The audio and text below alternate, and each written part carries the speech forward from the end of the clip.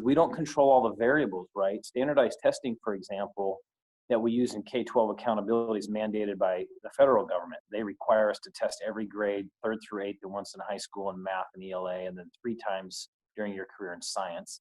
So the feds determined some of this, and they gave a waiver to states this year.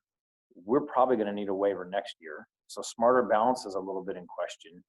But then, of course, as you know, higher ed really directs a lot of these assessments. And whether they're SATs or ACTs, there are still institutions using them. And sometimes those are really hard to access in this kind of climate. Or worse, you can access them, but if you've missed out on entire blocks of, Algebra 2 or pre-calc or something, you get awfully nervous about what that score looks like. So this is one of those strange worlds where rising freshmen, sophomores, and juniors headed to higher ed soon are really subject to what the feds decide and ultimately what higher ed decide.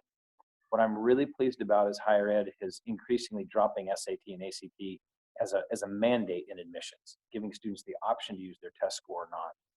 And their enrollments are really at risk. So I know they're not interested in keeping students out because of test scores. They're working harder to flex up and get them in just because they're really desperate in the future here. So I feel good about the outcome. It's just getting there is going to feel clunky, and there's going to be a lot of uncertainty on whether you need to take the SAT or not.